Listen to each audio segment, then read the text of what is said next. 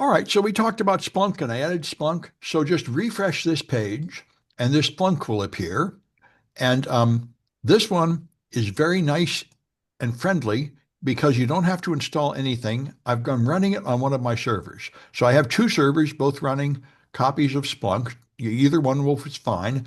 When you go here, you need to log in with student one, student one. Like I say, that's just there to stop automated attacks from taking down the server. And then you go to search and reporting. And what we're doing here is a series of challenges that Splunk prepared as a training product years ago. They have this contest every year, and this is the first one, which in my opinion was the best one. So at first you'll see nothing because by default it only searches for the last 24 hours. So you have to make it search all time. And you'll see a warning telling you that the time on the server is wrong because I could not figure out how to make Splunk index data that's older than 5 years. So what I did was I reset the clock on my server to be back several years, and that worked. So we're analyzing data that's 9 years old, but what Splunk did was they set up a virtual environment with an email server and a various web server and other things you have, and then they sent various attacks and collected the data. So if you go to the home page, you can go to Data Summary, and you can see what type of data there is in Splunk. And the most interesting tab is the Source Types tab. Here you see what kind of data they have. They have Windows event logs. They have Windows registry changes. They have Sysmon. Sysmon is a fantastic Microsoft tool you get from sysinternals, part of Microsoft, and you install it on a server. And what it does, the default Windows event log is very hard to use. If you looked at it, if you do something like open a folder and open a plain text file, that's like 100 events. There are far too many events in far more detail than you want. What Sysmon does is it creates only a few kinds of events, and they are very simple and you can understand them, like a process launched, a file copied, a registry key changed, things that are important to understand attacks. It's just creating new events, which in principle are duplicating normal Windows events, but they're much easier to understand and use. And then there's a FortiGate firewall with FortiGate traffic going in. And then there's a web server, an IIS server with its log. And then some kind of Nessus stuff I've never used. I'm not sure what that's about. And then there are streams, which are monitoring protocols on the wire. Now, it is not doing full packet capture like Wireshark would. It's just summarizing the flows here and in various protocols like HTTP and DNS. And then there's Suricata, which is an intrusion detection system, and it sends alerts. And so you see it's got a bunch of events from each of these that were detected. So you can search for things. So the first thing we're going to do, now what Splunk always wants you to do is specify the index. You can sort your data into categories. And all this is bots v1. You don't really have to do this because it's the only data that's there. But in principle, as a good habit, they would like you to specify the event. Now, if you don't specify a search, it's going to find all 1 million events. And one thing to know about Splunk is the time it takes is dependent on the number of events it finds. So this is taking a long time. So I can make it faster by turning on 1 to 100 event sampling. Now, it's only going to show me 1% of the results. So it'll be much faster. And of course, I'm not going to get a thorough list, but I don't want a list of 1 million events. I want to get the overview. So here I got only 10,000 events or so, and it didn't take very long.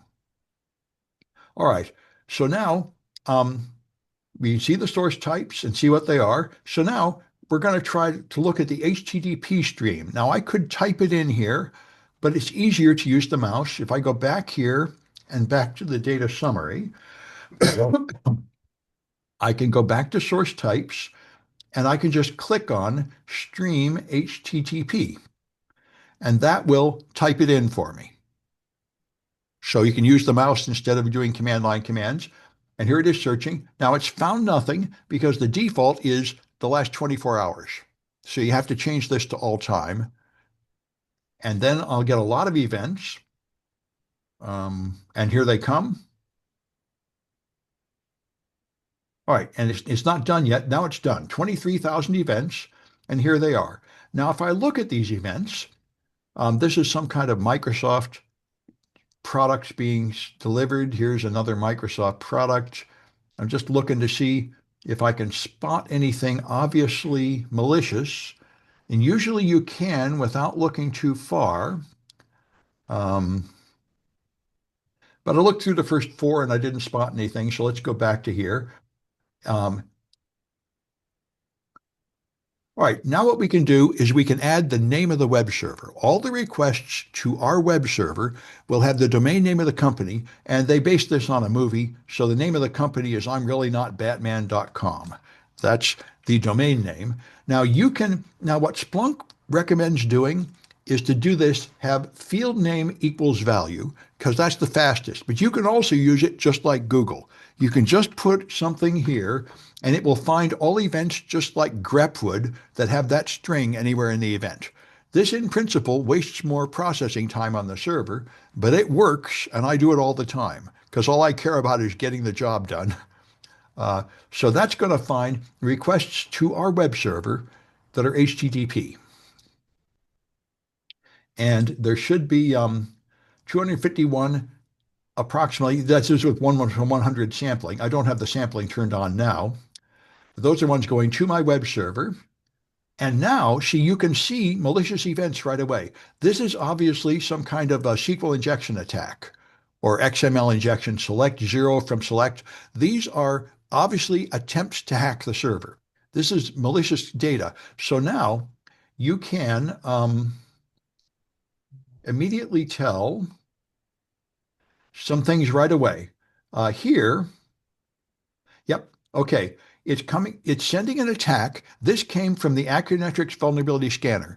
They're using a hacked version of Accunetics, and if you don't modify it, by default, Accunetics will add extra headers to every request it makes so you understand what's going on. It's not a real attack. You're being run by a scan. So now we can see this is an Accunetics product. Let me make my font a little bigger to try and make it easier to see.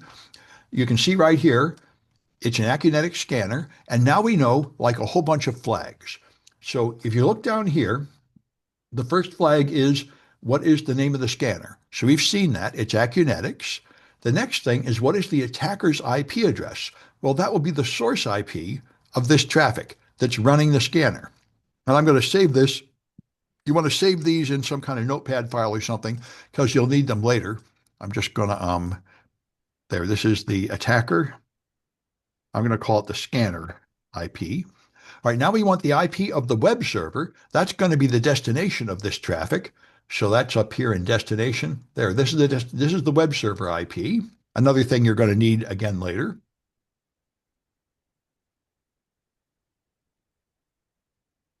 Okay. And so that's several flags. Now, we're going to find the file used to deface the server. And this is one thing that shows you how powerful Splunk is. Because what we're going to do is we're going to look at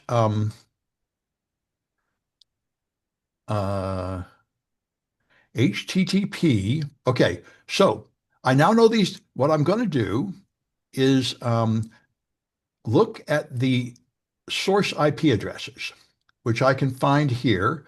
A client IP, also source IP, either one is fine. If you click it here on the left, SR, source IP, there it is. There's proposed source IPs right here. So what I'm going to do is I'm just going to click one of these values without caring which one it is. And now I'm getting, that's added to my search. I have HTTP traffic going to our web server from this source IP. Now, what I want to do is find traffic that goes backwards through the network. On a properly configured network, you have traffic control. So the server can only be a server and never a client. You're not supposed to log into a server and open a browser and go to the web and download a file. There's two reasons not to do that. The first thing is you might put malware on the server. The second thing is that's what criminals do. When they get code execution on your server, the first thing they do is make a reverse shell, an outgoing connection from the server. And you should not allow that. Your firewalls and routers should be set to prohibit that traffic. So we want to see, did any traffic go backwards through the network? So I'm going to take the source IP and I'm going to replace it with the web server IP that we just found earlier. So I want to see, is there any traffic of HTTP coming from the web server instead of to it? And when I run that, I'm going to find 0 events, but that's because I still have a domain name here, and that's the domain name of a web server. If the web server made an outgoing connection, it would be to a different domain name, not its own name, so I have to take that out. And now, out of these 1 million events, I'm finding the ones that went backwards against traffic, and there are only 8 of them. So this is why people pay so much money for Splunk. That easily, I found the 8 malicious events out of 1 million events. So these are suspicious events where the web server made some outgoing connection to connect to some server and download something. And if you just look at them, you can easily see what happened. It downloaded a JPEG. They asked for the name of the image used to poison the server, and that's the name of the image. And here's the site it connected to. This is the domain name, and you can tell it's malicious because it's not running on port 80 or 443. It's running on 1337, which is a common port that hackers use. So this is a compromised server, probably running an unauthorized service, serving up attack tools, in particular, serving up this image.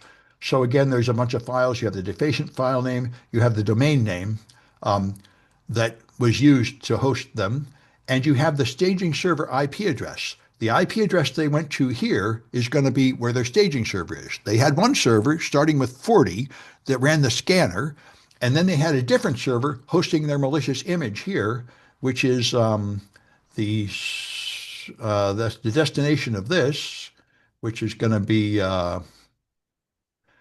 23. That's the IP address of this.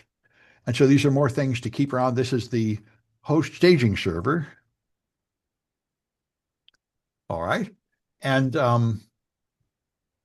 now you can use a search engine outside Splunk to find other domains. This is almost impossible these days because this challenge has gotten too old and the threat intelligence feeds from companies no longer include accurate data. So I would skip this one. But anyway, that should get you started. And if we go ahead, we're going to talk about a brute force attack and a ransomware attack on this server. And we're going to find all the information about them in Splunk. So I'm going to stop this recording.